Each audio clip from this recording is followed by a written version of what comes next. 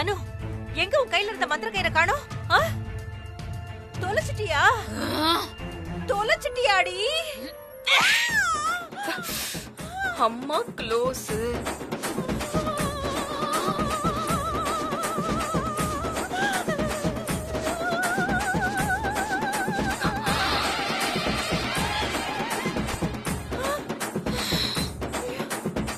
ஐயோ அப்பா. ஆஹா, அப்பா.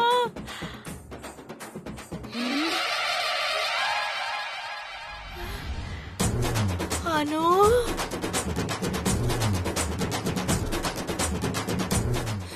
அனு, உனக்கு பழையபடி சக்தி வந்துருச்சா? ஆமாண்டி.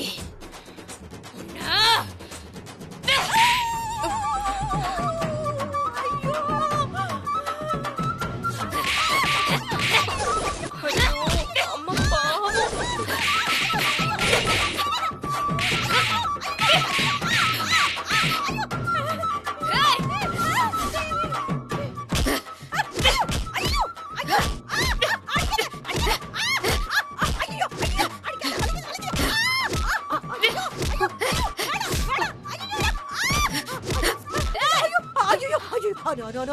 வேண்டானு, கட்டையாலெல்லாம் அடிச்சா என் உடம்பு தாங்காதானு.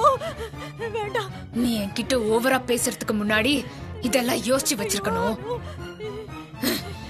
என்ன விட்டுடு, என்ன விட்டுடு. ஐயோ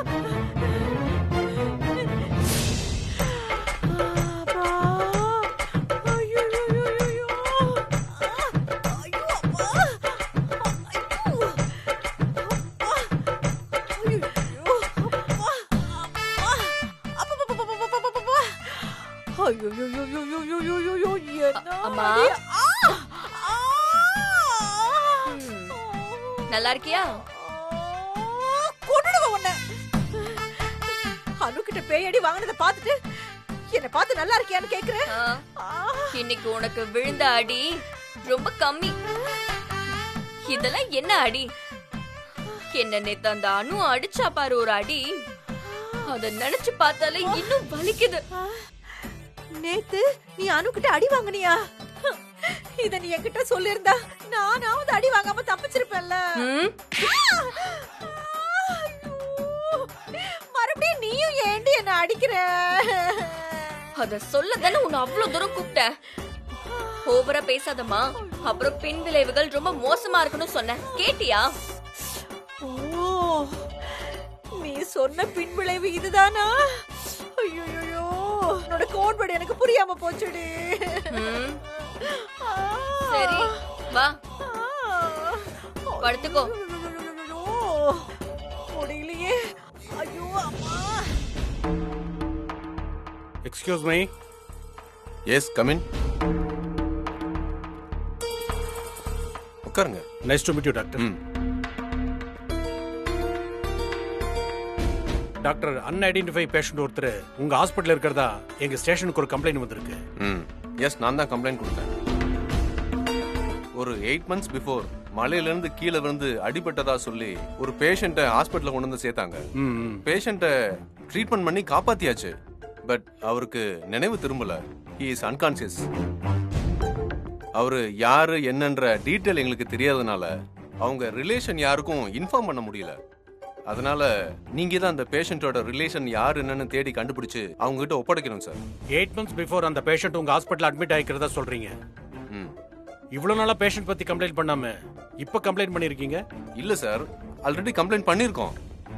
இந்த பேஷண்ட் ஹாஸ்பிட்டல்ல அட்மிட் ஆன அப்பவே நாங்க போலீஸ்ல கம்ப்ளைண்ட் கொடுத்தாச்சு. அதுக்கான காப்பி கூட எங்ககிட்ட இருக்கு. காட்டுங்க.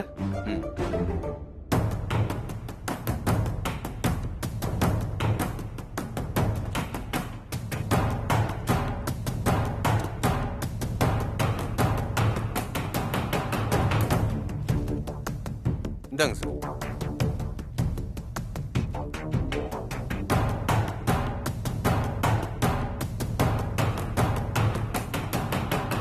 பேஷண்ட்டை நான் பார்க்கலாமா டாக்டர்? Sure sir.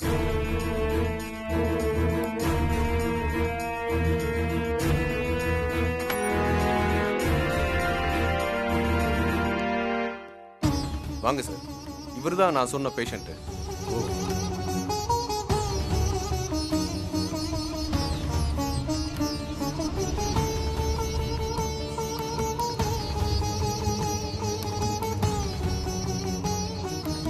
சார் முகம் முழுக்க பேண்டேஜ் போட்டிருக்கீங்க, ஃபேஸ் நல்லா தெரியலையே. கொஞ்சம் பேண்டேஜ் ரிமூவ் பண்ண முடியுமா? மலையில இருந்து கீழே விழுந்ததுனால ஃபேஸ்ல நிறைய இன்ஜூரி இருக்கு சார். பேண்டேஜை ரிமூவ் பண்ண முடியாது சார். சார் வித் ஒரு பெர்மிஷன் போட்டோ ஒன்று எடுத்துக்கலாமா? தாராளமா எடுத்துக்கலாம் சார்.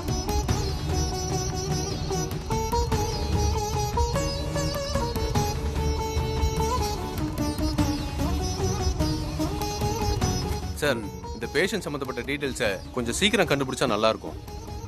ஷூர் சார், கண்டிப்பா சீக்கிரம் கண்டுபிடிச்சிடலாம். ஓகே.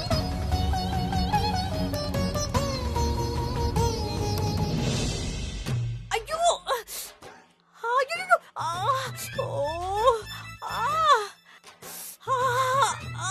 ஓ ஐயோ எல்லா இடமும் பொதுவா வலிக்குதே. பாப்பா ஐயோ மா கொஞ்சம் கத்தாம இருக்கியா? ஐயோ பாப்பா எல்லா பக்கமும் வலிக்குதே. ஐயோ ஐயோ அம்மா, நம்ம அடி வாங்கின விஷயம் இந்த அனு அபியோட வயித்துல வளர குழந்தைக்கு பாதுகாப்பு கொடுக்கறாங்கிற விஷயம் இந்த வீட்டுல நம்மள தவிர வேற யாருக்குமே தெரியக்கூடாதுமா. குறிப்பா அந்த அபிக்கு தெரியக்கூடாது. தப்பி தவறி தெரிஞ்சுச்சுன்னு வெய்யு, அக்கா செத்து தனக்கு சப்போர்ட் பண்றாங்கன்னு நினைச்சு அந்த அபி ஹாப்பி ஆயிடுவா. அதுக்கப்புறம் அந்த அபியோட ஆட்டம் இந்த வீட்டுல இன்னும் அதிகமாயிடும். அதுக்கு நாம இடமே கொடுக்க கூடாது. ஆமா ஸ்ரீஜா, நீ சொல்றதும் சரிதான். அவ ஆவியா இருக்கிற விஷயம் எக்காரணத்தை கொண்டு அபிக்கு தெரிஞ்சிட கூடாது. மா கத்தாத. யாராவது கேட்டா என்னன்னு சொல்லி சமாளிக்கிறது? ஐயோ எனக்கு புரியுதுடி, ஆனா இந்த காயத்துக்கு புரியலையே. நீ கைய வச்சாலே ஆட்டோமேட்டிக்கா கத்த வேண்டியதா இருக்குது. இங்க பாரு, நீ சத்தம் போட்ட அப்புறம் நான் ஒத்தடமே கொடுக்க மாட்டேன். சரி சரி சரி, நான் கத்த மாட்டேன். நீ ஒத்தடம் கொடு. சரி சரி சரி சரி சரி. யாருடி இந்த நேரத்துல? மா யாரோ கதவை தட்டுறாங்க, நீ எழுந்திருச்சு உட்காரு, நான் போய் டோர் ஓபன் பண்றேன். சரி சரி, நீ போய் பாரு. ஆ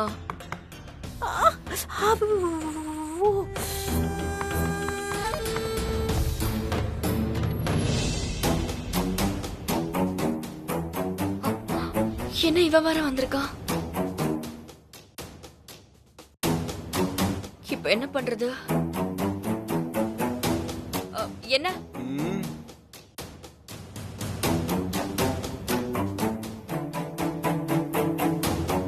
எதுக்கடி வந்திருக்கா?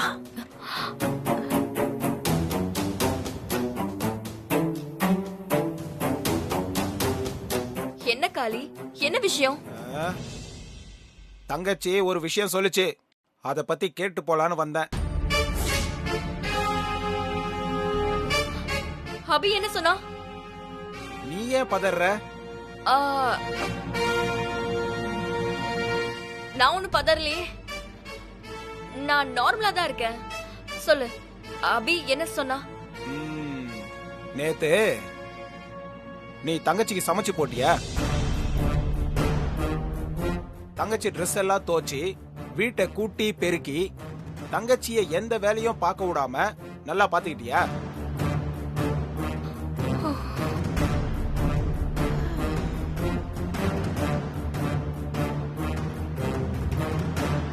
நீ எல்லாம் செய்யக்கூடிய ஆள் இல்லையே, எங்கேயோ இடிக்குதே.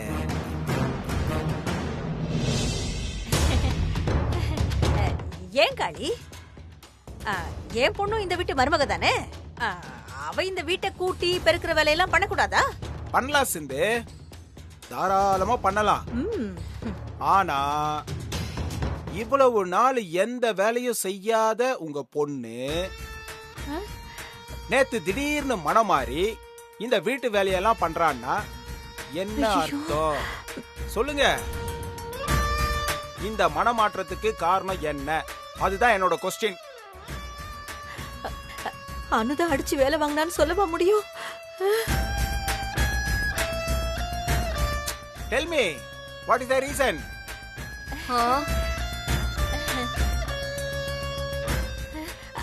அது வந்து காளி, அது ஒண்ணு இல்ல. ஸ்ரீஜாவோட மனமாற்றத்துக்கு அபி வயித்துல வளர்ற குழந்தை தான் ரீசன். அபி வயித்துல வளர்ற குழந்தை காரணமா? எப்படி சின்? ஆமா காளி, அபி வயித்துல வளர்ற குழந்தை நம்ம குடும்பத்தோட முத வாரிசு இல்லையா? அது நல்லபடியா பிறக்க வேண்டாமா? அபி நல்லா இருந்தா தானே அவ வயித்துல இருக்கிற குழந்தை நல்லா இருக்கும். அதான் ஸ்ரீஜா அபிய கண்ணும் கருத்துமா பாத்துக்கிறா. அபி செய்ய வேண்டிய வேலை எல்லாத்தையும் கூட ஸ்ரீஜாவே பாத்துக்கிட்டா இல்ல ஸ்ரீஜா? ஆமாமா. இல்லையே, உங்க 2 பேரையும் பார்த்தா யாரோ உங்க 2 பேருக்கும் நல்லா மரண பயத்தை காமிச்சிருக்காங்க. அதுதான் உங்க மனமாற்றத்துக்கு காரணம்னு எனக்கு தோணுது. ஐ அம் ரைட்? அப்படிலாம் ஒண்ணு இல்ல காளி. இல்லன்னு உங்க வாய் சொல்லுது, ஆனா உங்க கண்ணு சொல்ல மாட்டேங்குதே. கண்டுபிடிக்கிறேன், காரணம் யாருன்னு கண்டுபிடிக்கிறேன். என் வீட்ல இருந்து யாரும் தப்பிக்க முடியாது. கோ. ஐயே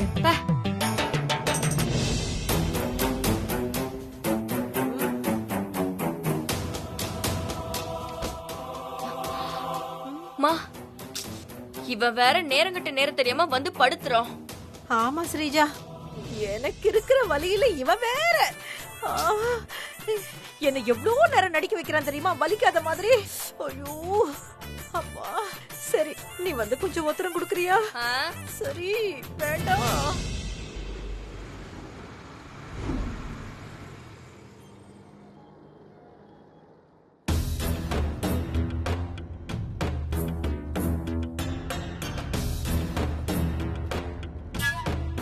சார் சொல்லுங்க. 8 மாசத்துக்கு முன்னாடி மலையில இருந்து கீழே விழுந்து இறந்தவங்க பாடி கிடைக்காதவங்களோட லிஸ்ட் எடுக்க சொன்னீங்கல்ல? ஆமா, எல்லா லிஸ்டும் எடுத்துட்டேன் சார். 8 மாசத்துக்கு முன்னாடி மலையில இருந்து கீழே விழுந்த கேஸ் மொத்தம் 4. அதுல 3 கேஸ்ல பாடி கிடைச்சிருச்சு. ஒரு கேஸ்ல மட்டும்தான் சார் பாடி கிடைக்கல. மலையிலிருந்து விழுந்தவ பேர் என்ன? சஞ்சீவ் சார். சஞ்சீவோட ரிலேஷன் டீடைல்ஸ் எதுவும் இருக்கா? இருக்கு சார். சஞ்சீவோட வைஃப் அபியோட ஃபோன் நம்பர் டீடைல்ஸ் எல்லாமே இருக்கு சார். கொடுங்க. இந்தாங்க சார். அப்போ அபியை வரவழைச்சு ஹாஸ்பிட்டல் அன்கான்சியஸா இருக்கிற அந்த அடையாளம் தெரியாத நபரை சஞ்சீவ் தான் அடையாளம் கண்டுபிடிச்சு சொல்லிடுவாங்கல்ல? கண்டிப்பா சொல்லிடுவாங்க சார். ஆனா அதுல ஒரு சின்ன சிக்கல் இருக்கு. அபி இப்ப இங்க இல்ல. அவங்க தமிழ்நாட்டை சேர்ந்தவங்க. தமிழ்நாட்டுல தான் இப்ப இருக்காங்க. அதனால என்ன, அபியை ஃபோன் பண்ணி வர சொல்லுவோம். Okay sir.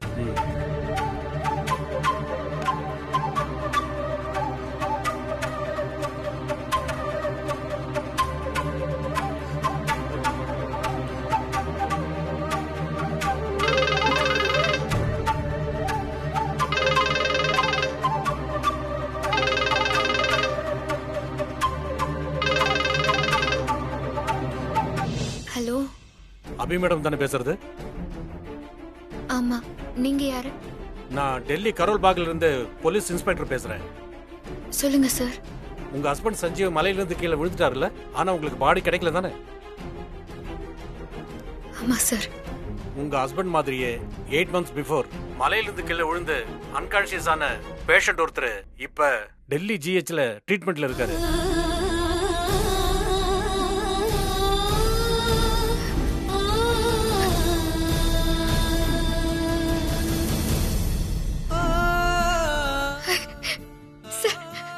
அந்த பேஷண்ட் உங்க ஹஸ்பண்ட் தானே? முகத்தை பார்த்து கன்ஃபார்ம் பண்ணணும். வர முடியுமா? கண்டிப்பா வரேன் சார், உடனே வரேன். ஓகே, வாங்க.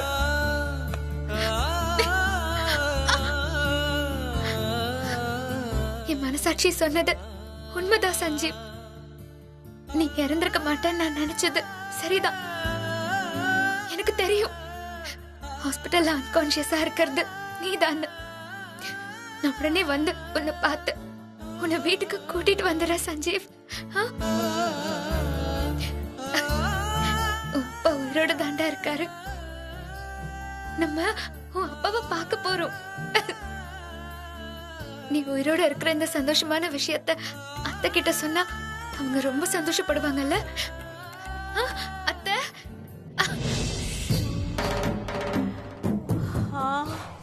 அத்தை, அத்தை. இந்த வீட்ல கொஞ்ச நேரம் நிம்மதியா இருக்க முடியுதா? இந்த அபி எதுக்கு திடீர்னு அத்தை அத்தைன்னு கூச்சல் போட்டுக்கிட்டு கிடக்குறா? ஸ்ரீஜா போய் என்னன்னு பாரு. அத்தை, தங்கச்சி அத்தை. பாத்து வாமா. அத்தை, என்னாச்சு தங்கச்சி? ஏன் அக்காவை கூப்பிடுற? ஐயோ எலும்பேதோ உடைஞ்சிருக்கு போல இருக்கு. அண்ணன், அத்தை எங்க? அவங்க கிட்ட ஒரு சந்தோஷமான விஷயத்த சொல்லணும். அக்கா கோவிலுக்கு போயிருக்கு. என்ன சந்தோஷமான விஷயம்? என்கிட்ட சொன்னா நானும் சந்தோஷப்படுவேன்ல. என் சஞ்சீவ் இன்னும் சாகலண்ணா, உயிரோட தான் இருக்காரு.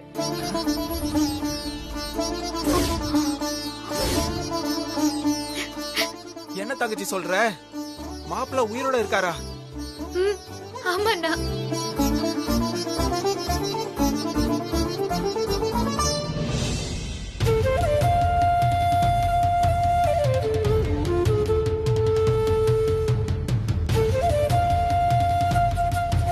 உங்க ஹஸ்பண்ட் மாதிரியே 8 months பிஃபோர் மலையிலிருந்து கீழே விழுந்து அன்கான்சியஸ் ஆன பேஷண்ட் ஒருத்தர் இப்ப டெல்லி ஜிஹெச்ல ட்ரீட்மெண்ட்ல இருக்காரு. டெல்லி ஜிஹெச்ல இருக்கிறதா இன்ஸ்பெக்டர் என்கிட்ட ஃபோன் பண்ணி சொன்னாரு.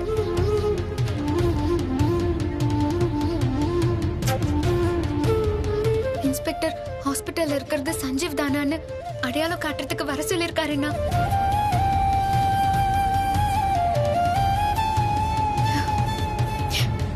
இவ்வளோ நாளா சஞ்சீவ் இறந்துட்டான்னு நினைச்சது தப்புண்ணா. என் சஞ்சீவ் இன்னும் உயிரோட தான் இருக்கான். சஞ்சீவ் உயிரோட தான் இருக்கான். நான், சஞ்சீவ், வயித்துல இருக்கிற எங்க குழந்தை எல்லாரும் ஒன்னா சந்தோஷமா இருக்க போறோம்னா.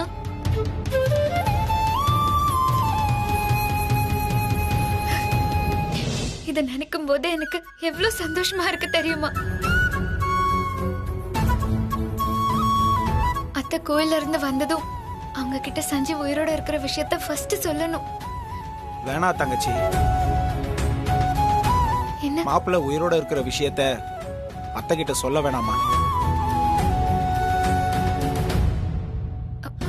ஏன்னா போன்ல இன்ஸ்பெக்டரு உன்னை ஜிஹெச்ல இருக்கிறது மாப்பிள்ள தானான்னு அடையாளம் காட்ட தான் வர சொன்னாங்களே தவிர ஹாஸ்பிட்டல்ல அன்கான்சியஸா இருக்கிறது மாப்பிள்ள தான்னு கன்ஃபார்மா சொல்லல.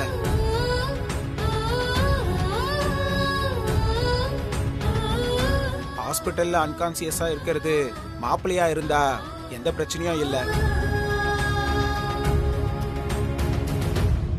ஒருவேளை அது மாப்பிள்ளையா இல்லாட்டி